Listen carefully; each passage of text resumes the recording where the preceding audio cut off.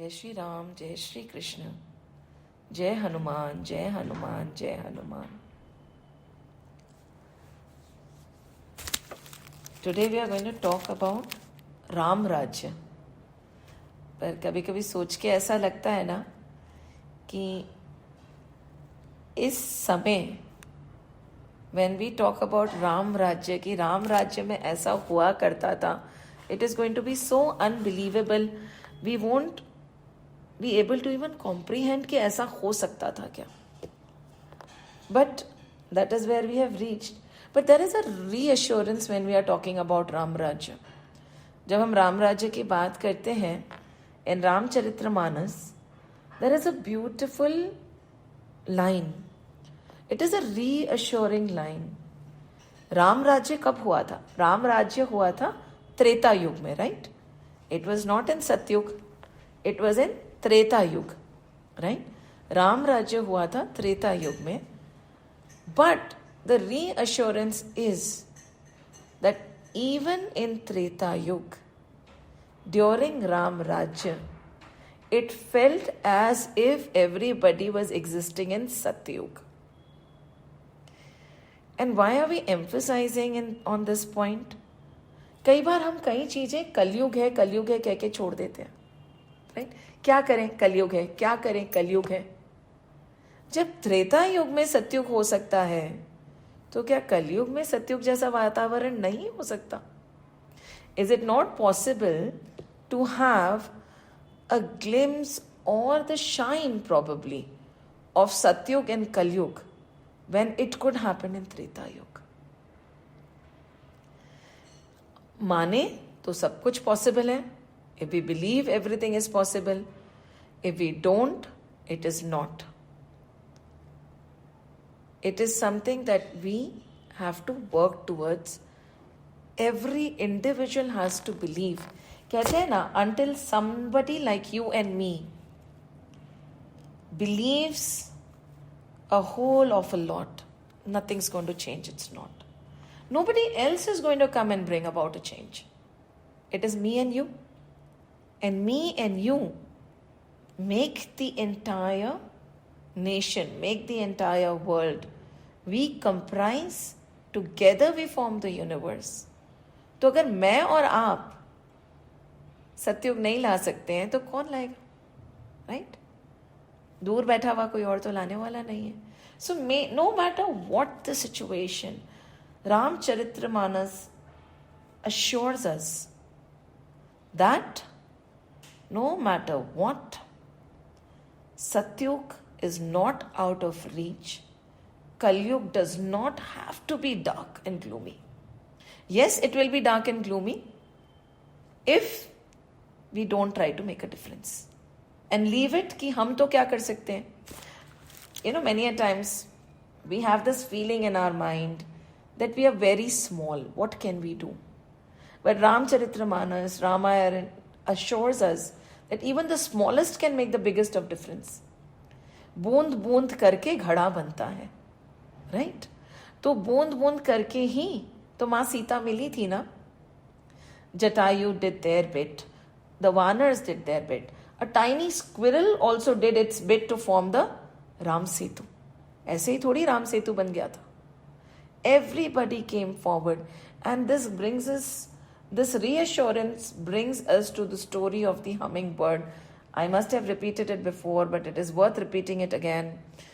That there was this forest, right? A beautiful forest it was. And the animals were very happy living over there. One day, that forest caught fire. And at that time, all the big animals, be it the elephant or the orangutan, be it the giraffe, or the, chimpanzees, everybody, the tigers and the lions, they came to the corner and they just stood still watching the fire take over the forest. But while this fire was burning the forest, there was this one little bird, the blue hummingbird. She was jumping from here to there. For a moment, they did not understand what was she doing. Because from one corner to the other corner, she would go and come back. From one corner to the other corner, she would go and come back.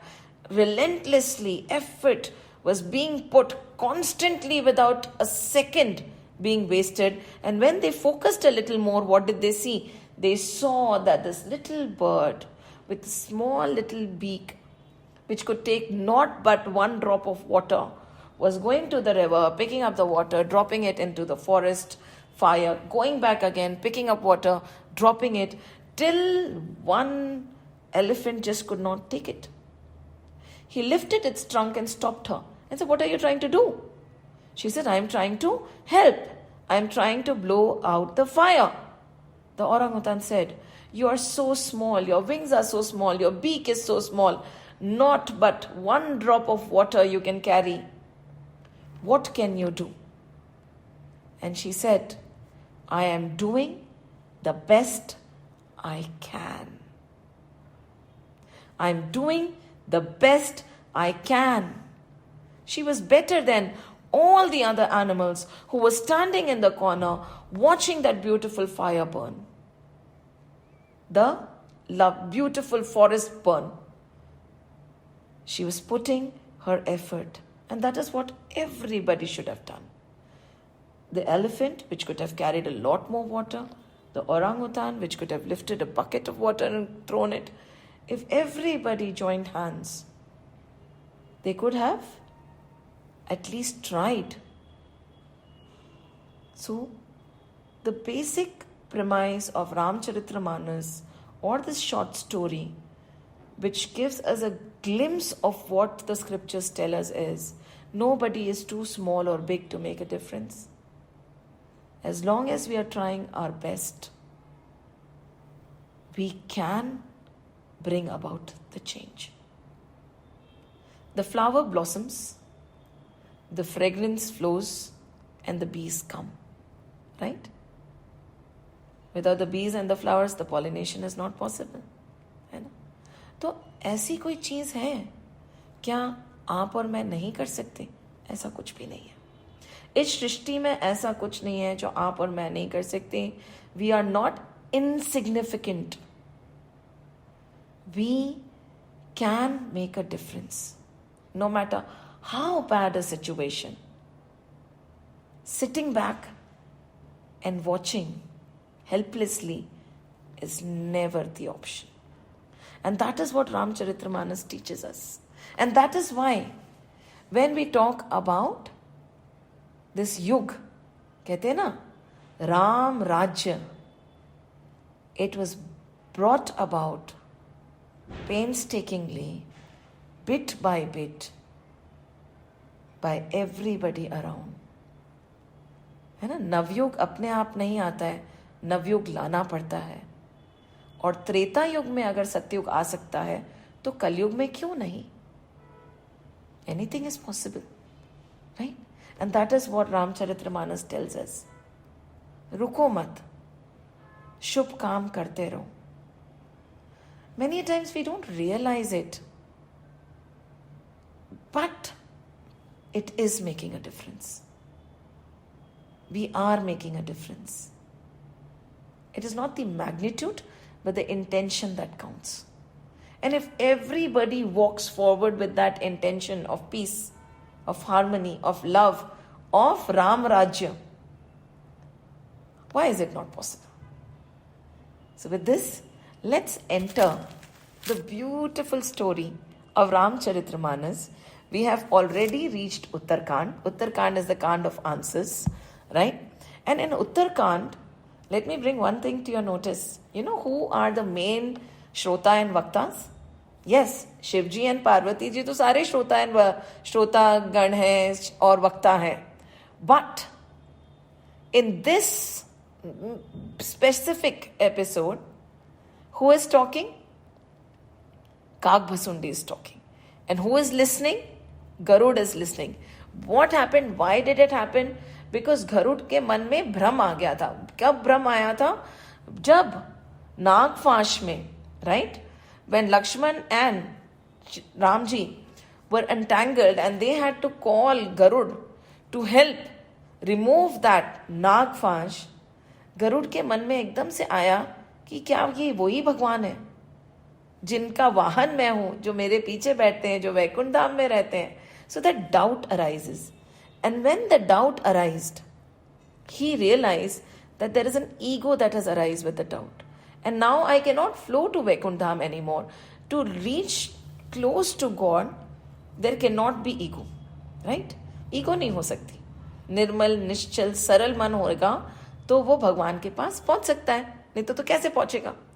So what he did was, he said, okay, let me run to Shivji. तो he rushed to Shivji. Shivji से please मुक्ति कराइए. मन में एक तो doubt आ गया है, भ्रम आ गया है, ऊपर से एक ईगो आ गई है कि मैंने इनको मुक्त कराया. राइट? जो सबको मुक्त कराते, मैंने इनको मुक्त कराया.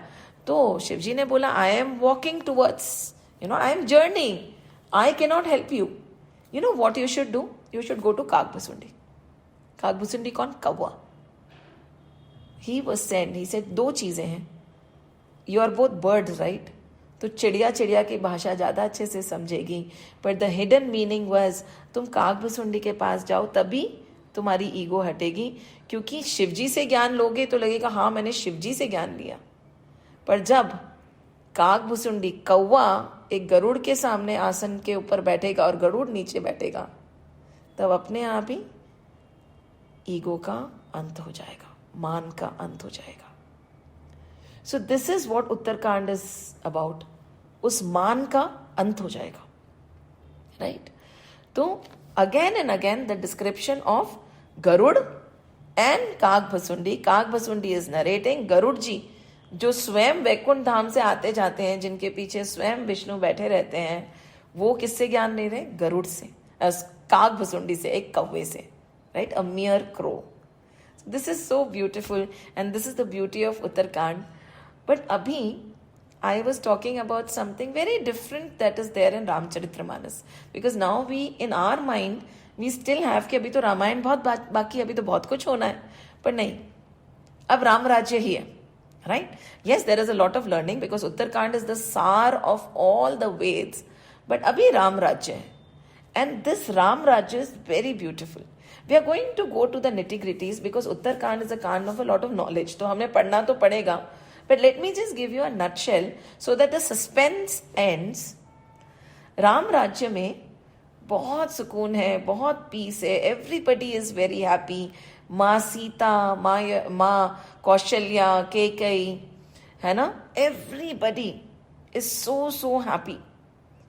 And all the three mothers, along with the 4 sons, along with the 4 bahus, live happily ever after. Right? हाँ. And ऐसा ही नहीं, all of them have amazing children. Now the name of Sita Ma's children, we all know, Love and Kush. And they are very beautiful, very intelligent. They help in the kingdom always. Right? And Lakshman ke kaun hai? Angad and Chandraketu. Right? 2 sons Lakshman ji has.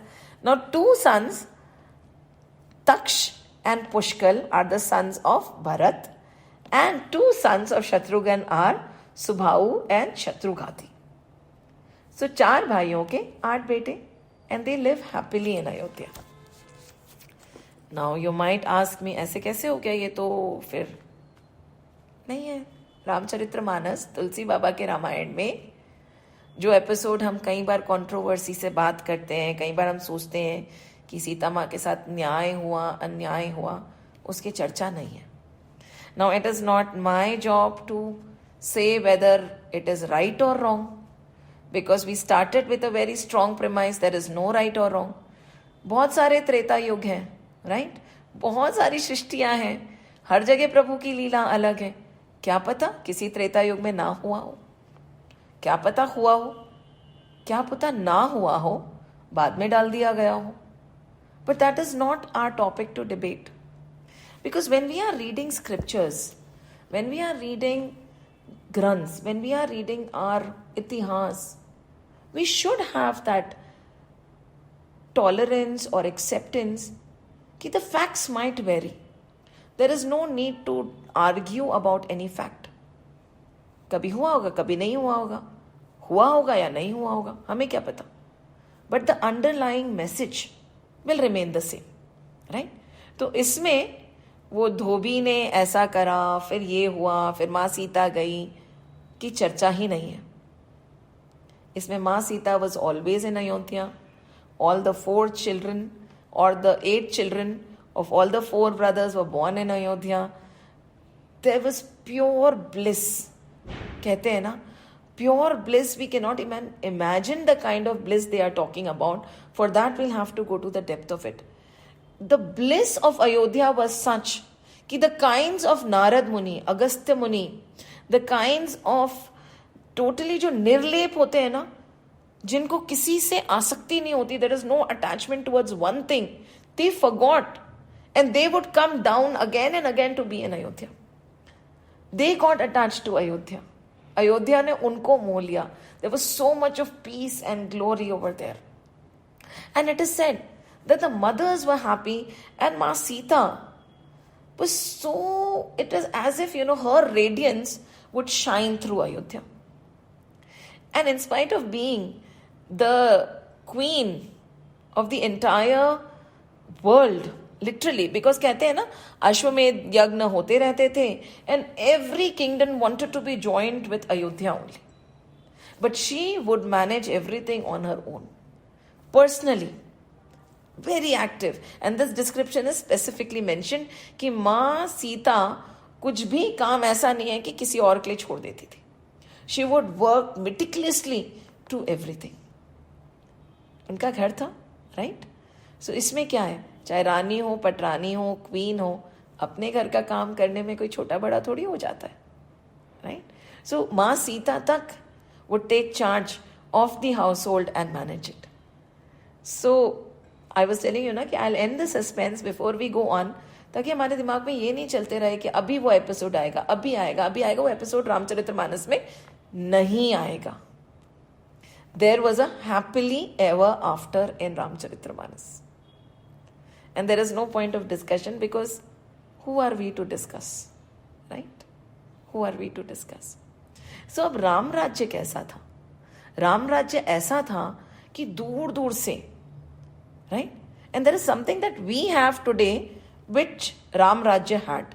So before we go on, because we need to be convinced कि राम राज्य हम अभी भी ला सकते हैं, कलयुग में भी राम राज्य, सुकून का राज्य, शांति का राज्य, यूनिवर्सल लव का समय आ सकता है, राइट? जब त्रेता में आ सकता है तब कलयुग में क्यों नहीं आ सकता? पर उस समय भी जो उनके पास था वो हमारे पास में भी है. Before we go on, so that we can believe that this is possible, the discussion we are going to have is possible. उनके पास में जो था वो आज हमारे पास में भी है, राइट? तो ऐसा था कि व्हेन राम राज्य स्टार्टेड, राइट, एवरीबडी हर्ड कि this is the right way of ruling. And what people would do is the kings and the princes and all the rulers, be it the queens, be it the devas and devtas, they really wanted to learn कि अच्छा, how do we actually rule a kingdom? हम प्रजा का ध्यान कैसे रखें, हम आगे कैसे बढ़े? So what they did was they requested for a gathering. So Ramji obliged because Guru Vishwamitra and Vashishth ji said कि सबको बुलाओ, सबको बताओ, सिखाओ. What's wrong in it, right? So they obliged and there was a grand, कहते हैं ना, grand celebration also and grand gathering that was planned. The gathering's description is such that there was specific and customized treatment for each and every prince and king who were visiting, from the clothes to the food, to their liking, to the kind of bed, to the kind of house. It was as if a replica of their palace was made here in Ayodhya for them to come and stay and get the knowledge. And the knowledge was about how to take care of the praja. So many people came, and then came the day where the sabha hoti hai na, where pura the gathering was there, Ramji was sitting, and then he would share whatever, and the gurus would share the entire knowledge was happening. Now everybody was entering, right? I will not narrate it like I narrate to the children because it's a very beautiful story. I'll control myself. But everybody was coming. And at that time, there was this king called, you can give him any name, but isme kehte Rajkuwar. He came. So Narad Muni, whenever there is Narad Muni, there is mischief, but a very big lesson to learn. So Narad Muni came and sat on one of the gates. When he sat down on one of the gates, he stopped this king and he said, when you go in, be very careful. You should do pranam to everybody, but you are a Kshatriya. Guru Vishwamitra is a Kshatriya. So तुम विश्वामित्र को प्रणाम मत करना. बोला विश्वामित्र जी तो गुस्सा हो जाएंगे, उनको कैसे प्रणाम नहीं करे. बोला नहीं नहीं, मैं बोल रहा हूं ना, आप क्षत्रिय हो वो क्षत्रिय हो, तो क्षत्रिय क्षत्रिय को प्रणाम नहीं करता. ठीक है भाई, नारद मुनि बोल रहे थे. तो this king agreed. He went in, he did naman and pranam to everybody, but did not bow down his head in front of guru Vishwamitra. And guru Vishwamitra got very upset.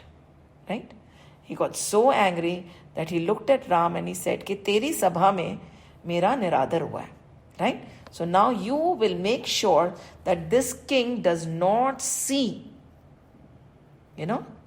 the night of tomorrow. कल तक ये जीवित नहीं होना चाहिए. Ram ji said reluctantly, but he said ठीक है, गुरु ने आदेश दिया तो I'll do it. Now this king came running out and he went to Narad Muni and he said कि now why did you do this? I did not do anything wrong to you. What is the reason that you got me in trouble? हम लोग भी हमारी जिंदगी में कई बार सीखते हैं ना, हमने तो किसी का बुरा नहीं करा, हमारे साथ आपने ऐसा क्यों कर दिया. Right, so same question. He said I never did anything to harm anybody and you, why did you do this to me. He said don't die right now, you will die tomorrow. Right, will die tomorrow, when the time comes will die. ना अभी से क्यों मर रहे हो. कई बार होता है मरने से पहले मरने का डर से मर जाते हैं. राइट, तो अभी से क्यों मर रहे हो, जबकि जब देखेंगे. तो जाओ, कहाँ जाऊं. गो टू अंजनी माँ एंड सीक प्रोटेक्शन. ठीक है, so he went, he seek protection from Anjani Ma, and Anjani Ma said, don't worry, you know who is my son. My son is Hanuman. He can fight any enemy and save you. So don't worry, you wait. He'll be coming in a while because right now he's in Ram Seva. जैसे ही Hanuman ji came, his mother said that मैंने आज तक तुमसे कभी कुछ नहीं मांगा है बेटा, पर आज मैं मांग रही हूँ. बोले क्या मांग रहे हो माँ. आई एम सो ओब्लाइज कि you have never asked for anything. जो मांगोगी वो मैं दे दूंगा, आप बताइए आपको क्या चाहिए.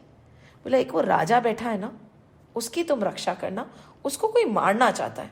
बोला बस इतनी सी बात, नॉट टू वरी.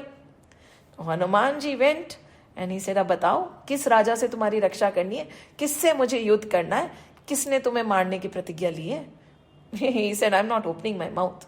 मैंने आपको बता दिया तो आप पीछे हट जाओगे, आप लड़ोगे ही नहीं. बोला बताओ क्या नहीं तो मैं लड़ूंगा कैसे. So please let me know who am I suppose to protect you from. He said please promise that you are not going to turn back because you sweared. आपने जो करा है ना, आपने करा है कि अपनी मम्मी को शपथ दी है कि मैं लड़ूंगा और इसको बचाऊंगा. He said no no, I am not going to say no. You know whose bhakt I M Ram भक्त हनुमान, और रघुकुल रीत सदा चली आई, प्राण जाए पर वचन ना जाए. I give you my word, whoever is that king, even if it is Yamdev, I'm going to save you from him. ठीक है. तो the king said it is Ram ji. अब जैसे ही राम बोला, हनुमान जी तो कांपने लग गए. बोले what have you done? How can I fight my own lord? मैं राम से थोड़ी लड़ाई कर सकता हूं. राइट, हनुमान कहां से राम से लड़ सकते हैं. पर बोला आपने वचन दिया है.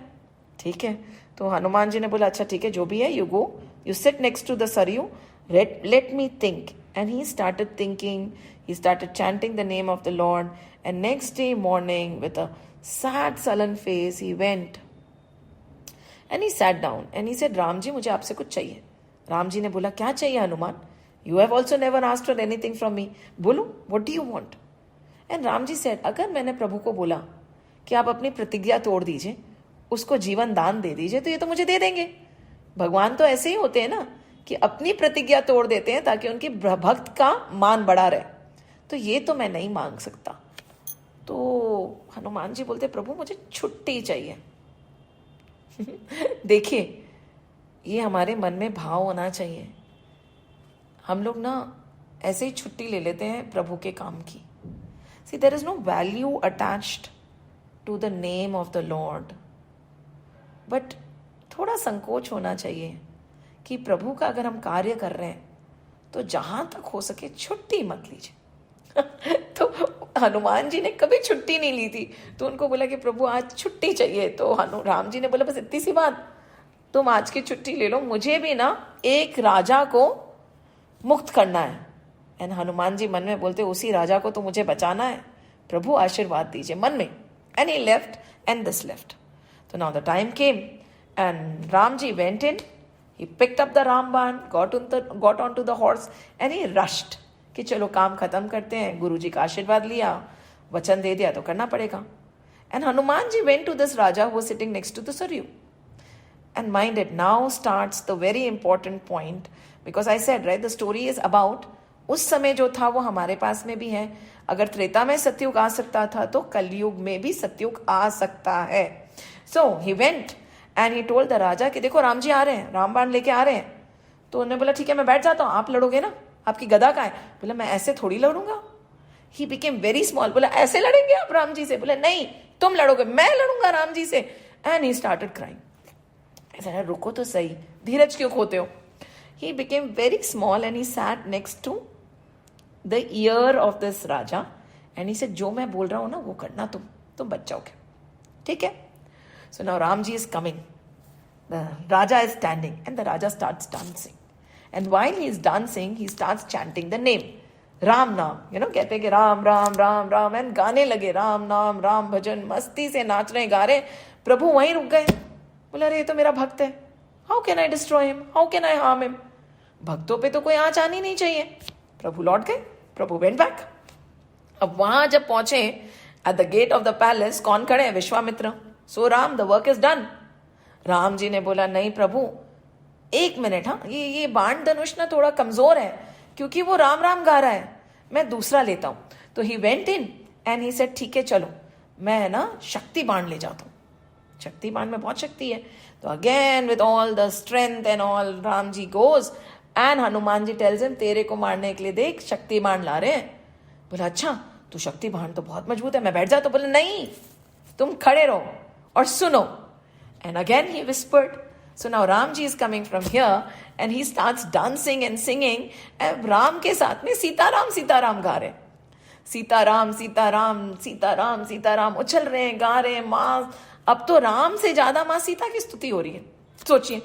अब प्रभु रुक गए. प्रभु ने बोला अरे बाबा सीता के भक्तों को हाथ नहीं लगा सकते.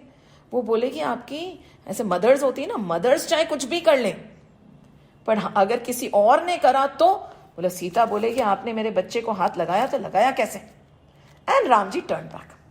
अब Ram ji turn back thinking कि अब क्या होगा. और विश्वामित्र वाज स्टैंडिंग देयर कि राम काम हुआ क्या? Now the eyes were getting redder and बिगर.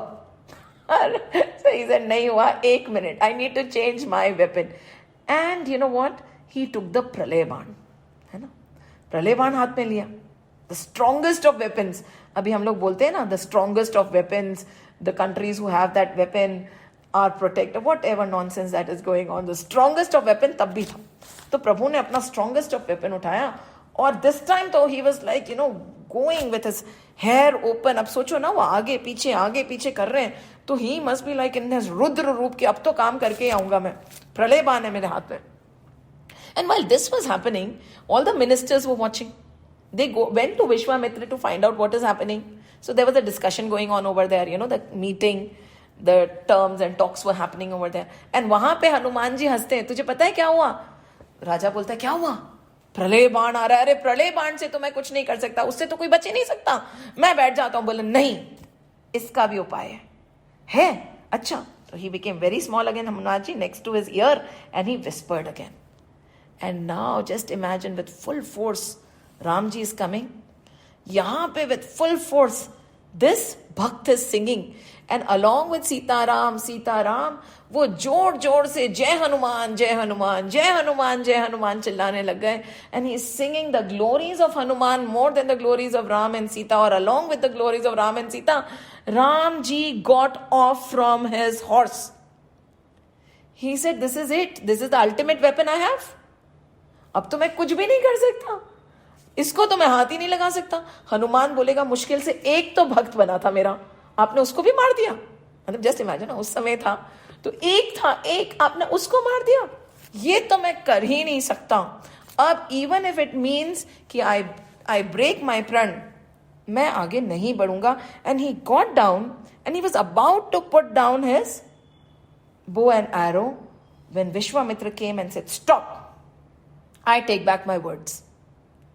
देखिए ना, because see, just imagine if the king is going forth, the ministers and everybody, the people in the position of power would already be discussing कि क्या करें. तो they said Vishwamitra ji अगर आपने अपना वचन वापस नहीं लिया तो राम का प्रण टूट जाएगा और वो रीत कहते हैं ना, जो राम का नाम मलिन हो जाएगा, नील से कि रघुकुल रीत सदा चली आई, प्राण जाए पर वचन न जाए, राम विल ब्रेक हिज वचन, क्योंकि हनुमान नाम के आगे राम नहीं लड़ सकते. एंड विश्वामित्र सेड, हाँ वैसे भी मेरा काम हो गया. And the minute he said, I take back my, I forgive the king, Ram ji side. He said, okay, वैसे भी प्रभु अगर आपने माफ भी नहीं किया होता ना तो भी मैं इसको हाथ नहीं लगाता. And everybody gathered. And while this happened, Hanumanji, who was hidden behind, he was giving the ultimate weapons to this king to protect him, he stood up and he fell at the feet of Ramji. He touched his feet and he said, मुझे क्षमा करिए प्रभु, मैंने आपको बहुत नचाया. बोला, नहीं राम, नहीं हनुमान, नहीं Hanuman. And they both hugged each other. But in the entire story, the one message that Guru Vishwamitra wanted to give all of us was, क्या? हमारे पास में शायद अभी राम हमें दिखते नहीं हैं. Probably we can't see him in this flesh and blood walking around. शायद नहीं, किसी को दिखते भी होंगे. But what is that one thing that we have with us? We have the Naam. And Vishwamitra ne, with this entire Narad Muni and Vishwamitra together, with this entire episode taught us कि एक समय ऐसा आएगा, there will be a time जब राम नहीं रहेंगे पर राम का नाम रहेगा. And this entire story told us that जो ताकत नाम में है वो राम में भी नहीं है. His name is more powerful than him. कहते ना, अंत में निकला आखिर निकला, अंत में निकला ये परिणाम, ये परिणाम, ये परिणाम, राम से बड़ा राम का नाम. कहते ना, बोलो राम राम राम, तेरे बनेंगे बिगड़े काम. So coming back to where we started, right? हमारे पास में राम नाम है. And when we have the name, nothing is impossible. अगर त्रेता में सतयुग आ सकता है तो कलयुग में क्यों नहीं? So from now on, let's make a resolution. कुछ भी होगा तो हम ये नहीं बोलेंगे ऐसा तो होगा ही ना, अभी कलयुग है. It is not necessary. It is not necessary. Right? And because it has become a normal thing nowadays, कलयुग है, घोर कलयुग है. अरे राम का नाम है तो घोर कलयुग हो ही नहीं सकता. Till the name is there, there is hope. And we, no matter how small we think we are, can make a difference. But each and every one of us has to believe कि राम राज्य हम लेके आएंगे. Right? And let's get back to Ramcharitmanas. हम राम राज्य कैसे लेके आएंगे जब हमें पता ही नहीं होगा कि राम राज्य में हुआ क्या था और राम राज्य होता कैसा था. So beautiful. कहते हैं राम राज्य बैठे त्रिलोका. Who is sitting? वहां पे राम राज्य में कौन बैठा हुआ है? त्रिलोकपति. त्रिलोकपति कौन है? Ram ji. He is like the ultimate energy that we say, which took a form of this human and came down to teach us कि अगर मैं कर सकता हूं तो तुम भी कर सकते हो. नहीं तो मनुष्य बहुत आराम से बोल देता है कि यू आर भगवान, आई एम इंसान, you can do it, I can't. He says अभी मैं भी इंसान हूं and I have faced more ordeals than you can ever face. Right? So if it is possible for me, it is possible for you. Right? And so who is it? Triloki. He is the creator जिनका आदि मध्य अंत नहीं है. Right? He has taken the form and he has become the king. Ram राज बैठे त्रिलोका. And अभी देखिए, अब आप बोलोगे कि त्रिलोक पति जब आए थे तब था ना, तो त्रिलोकपति कहाँ है? ये जो त्रिलोक के पति हैं वो कहाँ है? यहाँ. प्रभु को प्रकट करना है. प्रभु कहीं गए नहीं है. each one of us has that divine entity in us also, जिसका कोई अंत नहीं है, which was, which is and which will remain. So Ram को ढूंढने के लिए हमें कहीं दूर नहीं जाना है, हमारे राम को प्रकट करना है, right? So देखिए, it starts with हमारे शरीर पे राम का राज्य हो जाए. Everything starts from us. Nothing starts outside. The change we wish to see in this world has to come within. So the work has to be done within. बाहर का काम अपने आप हो जाएगा.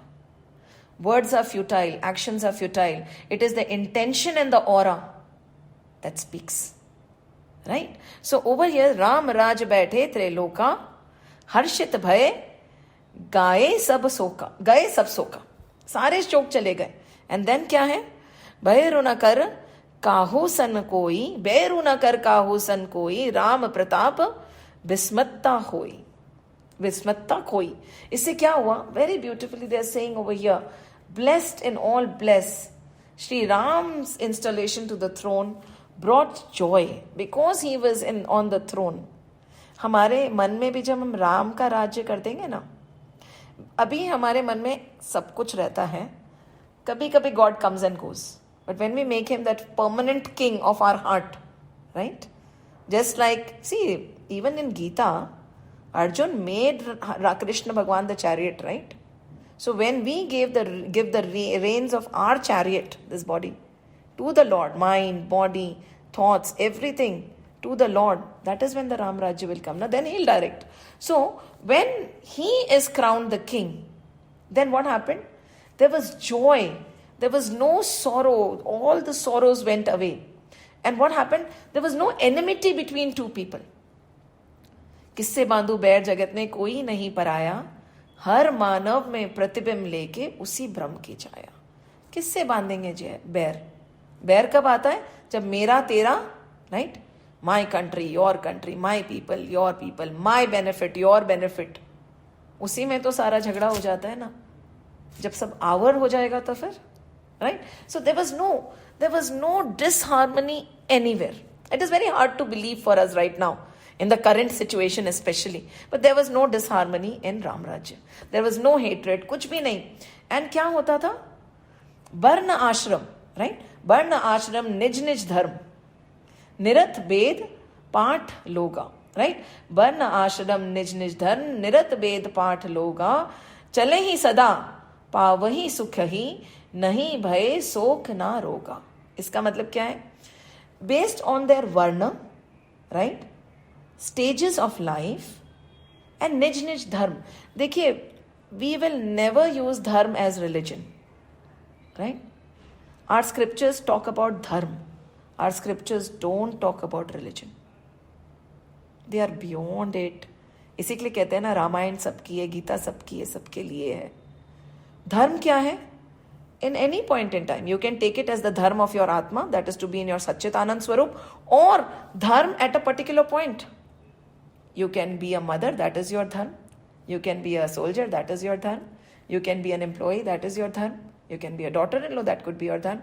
Based on the ashram, brahmachari ashram में हम, गृहस्थ आश्रम में, वानप्रस्थ में है या संन्यास में, our dharma is going to be different. And based on the varna is again when specific to employment right now. That is our dharma, right? When we are working, our work at a particular time is also our dharma. So everybody knew their dharma, right? Very specifically, okay, based on this situation, be it my varna, be it my position in life, be it on a situation, particular situation, this is my dharma. They would live life based on their dharma. आप सोचिए. And they chose the path of the Veds. They chose the righteous path. See, कई बार हमें लगता है ना कि दो नावों में सवार होके नहीं चलता. When we want to, we listen to the scriptures. When we don't want to, we say, ठीक है, it's okay for a week, we can forget the scriptures. Eat, drink and be merry, hardly matters. And then हो गया ना, फिर तो कहते कि 100 चूहे खा के बिल्ली हज को चली. नहीं. Over here, they never left the scriptures. They never left the path of righteousness, right? path of the Veds and then they enjoyed happiness. ऊपर नीचे हम फ्लक्चुएट करेंगे तो happiness भी फ्लक्चुएट करेगी. When we are always स्थित in God, always स्थित in धर्म, फिर happiness does not fluctuate. When the Lord is always the ruler. ऐसा नहीं कि Monday, Tuesday राम जी भगवान है, उसके बाद में संसार माया. It's okay. And then Monday, Tuesday, Wednesday, I'll come back to Ram. ऐसे नहीं होता. Then there will be momentary joy and a lot of grief. So they knew no fear, nor sorrow, nor disease. No disease touched them. That was Ram Rajya. And in the whole of Ram's dominion, there was none who was suffering from afflictions. We always talk about 3 kinds of affliction. Right? Adi Bhautik, Adi Devik, Adhyatmik. Recently only we discussed it. No affliction. 90% caused by natural calamities and others, 10% caused by natural calamities and others, 90% is caused by us. हमारी जो भी तकलीफों का कारण है ना, 90% हम ही हैं. The agony and the sorrow that is being caused is not being caused by any situation, any person, anything outside of us. It is ours. Because a situation is a situation. Whatever is said by somebody is a word. How I react to it is my decision, right? आपने मुझे कहा कुछ, तो मैं दुखी रहूं या सोचूं कि हाँ कह दिया, is in my hand. So I would say 99% of the afflictions of the sorrow is caused by me to myself. Nobody else is responsible. बाकी तो ये सृष्टि है. कुछ बनेगा, कुछ टूटेगा, कुछ बिखरेगा, कुछ वापस उगेगा. इसमें क्यों हैरान परेशान होना? Right? That is how people in Ayodhya were. It is not like, probably, I am assuming, it is not like ऊपर नीचे नहीं होता होगा. But they were not in sorrow, ever. And then what do they say? Whether the body and afflictions of all these kinds, all men and women loved each other, the people loved each other.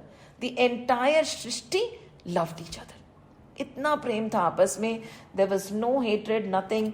And dharm, there are 4 pillars of dharm. What are the 4 pillars? Truth, purity, external and internal compassion, and charity. Right? See, truth and purity. Purity is external and internal, both, right? Truth क्या होता है? सत्य. In any situation. It is not like कि half lie. And जो युधिष्ठिर ने करा था, उसमें भी नरो या कुंजरो बोलते ही रथ नीचे आ गया था. So it was not accepted. Truth is a truth, lie is a lie. Why is there a problem in today's world is because a bigger lie is fighting a smaller lie. कहते हैं ना कोई भी दूध का धुलावा नहीं है. हम सोचते हैं नहीं है. Bigger lie will win the smaller from the smaller lie, no? But if one upholds truth, sooner or later truth will win, no matter how big the size of the lie. It is as simple as that. So truth has to be upheld, right? Purity, of course, bahar and andar. Swachh. Mansa, vacha, karmana, all our emotions and thoughts, word, deed, our feelings should be pure towards everybody. So purity is very important. We have already done this in Vibhishan Gita. So we will not go into the depth of it. Compassion. What is compassion? Very beautifully we had put. Vibhishan Gita, not we. Tulsi Baba had put. Compassion is simply when you feel bad about something and you act on it. Otherwise there is nothing. You can feel bad about it, but if there is no action towards eradicating what you're feeling bad about, or when you're seeing somebody suffer and if there is no action towards removing that suffering, that is not compassion. It is just another emotion you want to keep yourself busy with. जैसे Joy का emotion है, हमें कोई चर्चा के लिए कोई topic चाहिए ना. कभी हम अच्छी चीजों की बात करें, कभी हाय दुनिया में ये सब हो रहा है, कितना दुख हो रहा है. दुख हो रहा है तो आपने क्या किया ऐसा. And we know we should always remember the humming bird. Each of us can make a difference. There is no reason to say कि मैं क्या कर सकता हूँ. मत बोलिए. So compassion and then charity, दान. And these are the 4 pillars of dharma. So dharma is क्या? अब very clear हो गया, right? Dharma is 4 pillars. Dharma is standing on 4 pillars. What is it comprised of? Truth, purity, compassion and charity. तो यहाँ पे इनने क्या लिखा है? अगर if we use these words exactly, let me just find it in the, I'll find it and I'll let you know. चारों जो अगर हमारे पास में हुए, देन हाँ, चरो चरण धर्म जग माही, पूरी रहा सपने हूं अध नाही, राइट. सो 4 चर्म जो धर्म के हैं, if we are able to uphold them, and कहते हैं we do not have to work on the 4 also, just hold on to one. Satya, if you hold on to truth, all the other 3 will follow. If you hold on to purity, all the other 3 will follow. It is like, one will pull the other. If you hold on to compassion, all the other 3 will follow. So we do not have to break our heads with 4. Only one. Pick your choice. You like charity, you like compassion, you like purity, or you like truth. Hold on to it. The story goes, and we have done it, we won't go into the depth of it, but a principal or a teacher decided that no matter what, I won't lie from now. And I have no false praises, no nothing. What is, right? So the minute this pratigya is made, challenges will come to test, of course, right? So he then is invited to the house of the principal, and the spread is set by his wife. तो खाना लगाया, and his wife was a ठीक ठाक cook, इतनी अच्छी नहीं थी पर उन्हें बहुत मेहनत की, बहुत अच्छे से बनाया. So principal was eating and said, see, isn't she such an amazing cook? उसने बोला, please, I was so quiet, I was eating the food. Tell me, don't you think she's an amazing cook? Now he said, from tomorrow I won't have a job now. And just today I've decided to hold on to truth. क्या करूं? Finally he said, she has put in so much effort, but amazing cook to nahi hai. And what happened was, happened. So jokes apart, ek cheez we'll hold on to, everything else will follow, because holding on to even one is very difficult in today's world, right? So mostly we are stuck to our phones, right? Our phones don't leave us. So uske piche, just write, what are we going to hold on to? So that it's a reminder every time we look at the phone, सच या purity या compassion या फिर charity. Then these were the 4 pillars that everybody upheld. Then men and women alike were devoted to Sri Ram, and everybody was qualified. Now how can everybody be qualified, हम सोचेंगे. देखिए, qualification तो भगवान देते हैं, right? And always we have to remember, the Lord does not, he actually does not choose the qualified. He qualifies the chosen. How do we know whether we are chosen or not? It is not through qualification that somebody is chosen. When somebody is chosen, he qualifies that person. And it is very true. Shankaracharya ji के थे ना, टोटकाचार्य, कुछ याद नहीं होता था. श्लोक was so difficult. Sanskrit समझ ही नहीं आती थी. And all the other disciples would be going around studying so much and making verses and Sanskrit poetry and all. And इनको तो एक शब्द भी याद नहीं होता था. Today, Shankaracharya ji will give a lecture. Tomorrow, after 10 minutes, he would forget.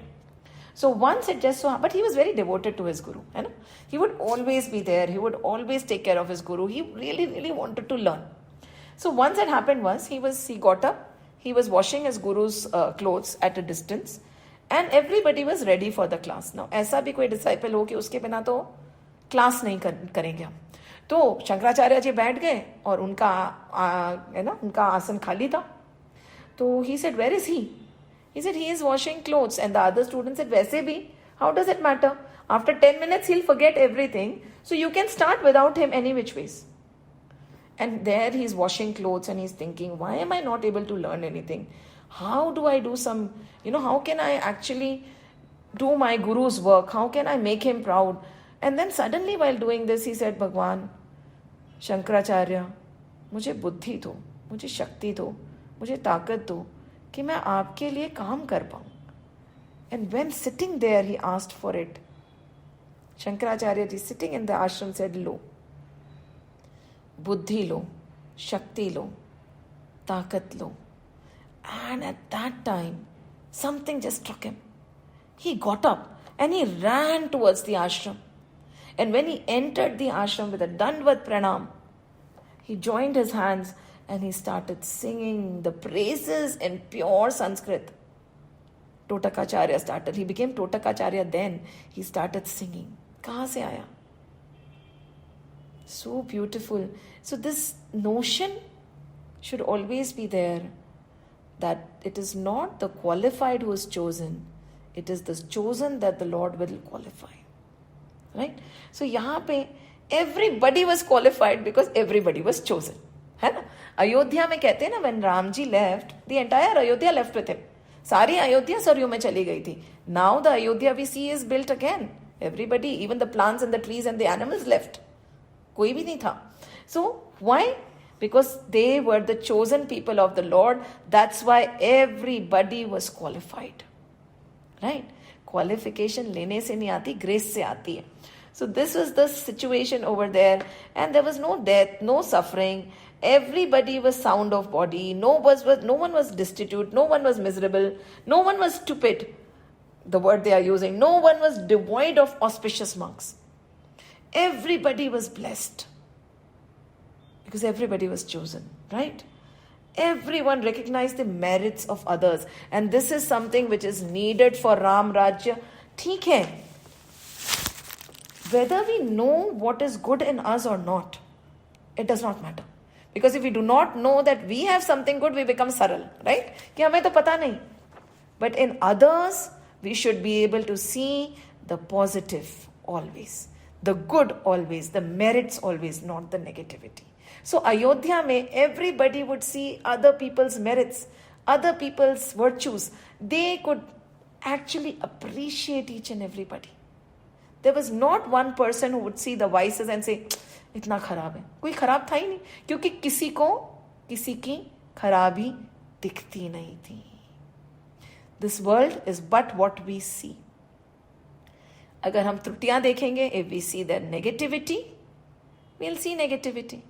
If we choose to see only good, we will see only good in this world. Right? So ये दृष्टि का खेल है, संसार का नहीं.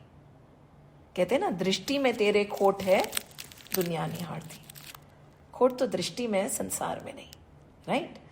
And this was the thing. Ram राज नवगेश सुनो, सचराचर जग माही. And just imagine, listen, नवगेश मतलब काग भुसुंडी. आप सुनो कि ऐसा राज्य, everybody, not only humans, animals, everybody, even the stones were blessed. And then what does he say? The suffering because of 4 things. Abhi to we talked about 3 types of suffering. Adi bhautik, adhyatmik, adi devik, right? But there are suffering caused by things. What are the 4 attributes that cause suffering? क्या है ये? काल, कर्म, स्वभाव और गुण. क्या है ये 4? सी अब हम ये भी बात करेंगे तो हमें रियलाइज होगा कि suffering is because of us only. काल, कर्म, स्वभाव और गुण. काल इज टाइम, राइट? समय. कहते ना, समय समय की बात है. वी ऑलवेज से ना, समय समय की बात है. समय, राइट? पास कर्म किससे होते हैं? कर्म जो हमने करे हैं उसी का तो हम फल भोगते हैं ना. अगर हम कर्म फिलॉसफी पे जाए तो कर्म. सफरिंग किससे हो जाती है? समय, सिचुएशंस, राइट? एंड देन कर्म, and then what is it? गुण, personal temperament. whether we are sattvic, rajasic, tamasic, what is our nature, that causes a lot of suffering. There are certain people who are very easy, you say something to them, after 5 minutes they'll say, koi baat nahi na, it's okay, ho gaya. And there are certain people, after 10 years also, you come in front of them, they'll turn their face and walk away. Then suffering is being caused by what? Their nature, gun, right? And और क्या होता है?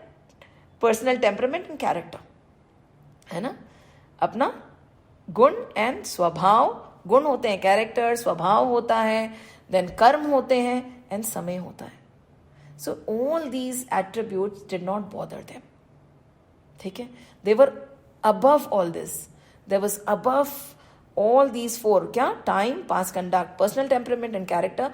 काल, कर्म, स्वभाव और गुण से वो ऊपर थे. हो सकते हैं हम गुण से ऊपर क्यों नहीं हो सकते? सत्व, रजस, तमस के परे ही तो गुणातीत अवस्था है जहां पे हमें पहुंचना है. We have to reach the गुणातीत अवस्था.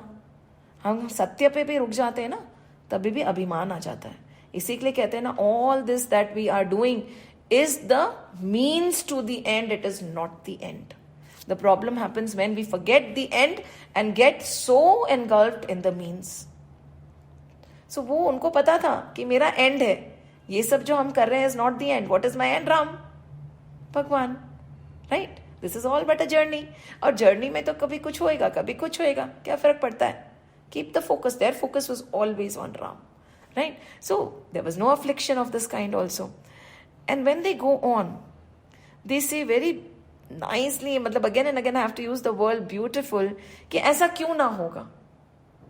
When the king of Ayodhya is the creator, why would this situation not come? And this is a very deep message. If we allow Ram or Shri Krishna to be the king of this Ayodhya, then there will be no affliction whatsoever. डर हमें छुएगा नहीं, right? किसी की गलतियां हमें दिखेंगी नहीं. And that is what was the reason for Ayodhya to be like this? Because Ram was the ruler. And अगर हम ये भी सोचें तो देखिए, if we take it at a very superficial level, the peace in any city or any country very much depends on the ruler also, right? पर हम लोग कई बार ये बोल के छोड़ देते हैं, क्या करें? The person who is controlling the country is not good or whatever it is. क्या करें? आप क्या कर रहे हैं फिर? जाइए. Why don't you join? Try to make a difference. See, it is very easy to toss the ball in somebody else's court. It is very difficult to take ownership. Nobody is stopping us from making a difference or getting to that position. And if the wrong people are at the right, at the high position, mayhem will happen. Why are the right people sitting quietly then? What is stopping us? Selfish ना, मुझे क्या पड़ी है? हम चार खुश हैं. It's okay. Let the world go to the dogs, who cares? As long as I am happy, I am secure, I don't care. So फिर we are also the culprits, isn't it? Ram राज्य में ऐसा नहीं था. Everybody took ownership for everybody else. Ram राज्य केवल राम लेके नहीं आए थे. Everybody together brought that Ram राज्य. Everybody was working towards it. एक बंदे से, एक इंसान से, just because of one person, nothing can be destroyed nor created. And that is the thing that is missing today. We refuse to take ownership. We refuse to believe that we can also do something. Somebody else will do it, then it will happen. And in this Ram Rajya, 4 other things were not there. Sam, Dan, Dam, Dand and Bhed. क्या है? Sam, Dan, Dand and Bhed. What is this? These were seen mostly in the theaters. Right? Nowadays the life has also become a theater. हमें कुछ समझ ही नहीं आता. Sam, Dan, Dhan, Bhed सभी अभी चल रहा है, right? So what are they saying? Sam, arguments, right? Discussions. ये सब नहीं होते थे. शांति थी, right? Where you're trying to convince somebody or this kind of a discussion, that kind of, कुछ भी नहीं. Sam नहीं था. Dan, when you give something, lure somebody to behave in a certain manner. ये हम देंगे तो आप ऐसे करना, ये हम देंगे तो आप ऐसे करोगे. ये, if you agree to this, then only this will happen. Nothing. This was not there. Sam, Dan, Dand, punishment. If you don't do this, be ready for this. Nothing. No threatening. And Dand or Bhed. Bhed is like, when you, कहते हैं ना उसको, भेद को, how would we put it over here? They have used sowing the seeds of dissension. Suddenly, just making something appear which is not, or saying something and doing something else. भेद, ये सब theatre में होता था. Real life में there was no deception. जो है, जो बोला है, that is the right thing. Nowadays we don't even know कि किसी ने कुछ बोल दिया है तो वो सही भी है या गलत है. And how long will that person uphold it? We don't know. Right? अभी बोला and we'll say नहीं, हमने तो बोल दिया था, we did not mean it. It was just to create an illusion. Very dangerous. So this was absent. Sam, Dan, Dand and Bhed was absolutely absent in his kingdom. Right? And what was this? Trees. Everywhere. If we remember, when Sri Ram entered Lanka, it is said that the trees forgot their innate nature and all the trees started blooming Oh, I'm so sorry. It is already 12:14. I totally lost track of time. कोई बात नहीं, we'll just finish it here. I'm so sorry. All the trees started blooming, not knowing the season. तो यहाँ पे कहते हैं all the forest, all the trees blossomed without knowing the season. You will get mangoes throughout, right? It is not seasonal anymore. Everything was so beautifully, it was flourishing, right? Everybody wanted to bear fruit. So the trees, the plants, the flowers would bloom. The animals forgot their animosity. The lion and the deer would sit together. There was no animosity between anybody. Everybody was totally fearless. Everybody was totally fearless. Everybody wanted to just give. The feeling of giving from the bee to the creepers, to the plants, to the humans. There were no takers in Ramji's kingdom. There were only givers in his kingdom. And कहते हैं ना, before I go on, किसी ने अपनी मर्यादा नहीं छोड़ी थी. Everybody knew their decorum. See, when humans forget their decorum, the nature says, you think you can forget your decorum. I can't. Then the seas also cross the shores and come in. The earth also gives way. Right? होता है या नहीं होता है? And it is specifically mentioned in Ramcharitramanas that everything, be it the ocean or the skies, be it the birds or the humans, be it the earth, they never forgot their decorum. The earth has to hold on. It would hold on. There were no earthquakes. There were no tsunamis. There were no floods. हमें लगता है ना कि why is everything becoming like this? Because of us. Do we know how to stay in our limits? Do we know what are our limits? Do we know what is the decorum that we have to follow? So when we are a part of nature and so many of us, we forget our decorum, nature is but an extension. The change again has to be from within. I will stop here. My sincere apologies. Jai Shri Ram, Jai Shri Krishna, Jai Hanuman, Jai Hanuman, Jai Hanuman.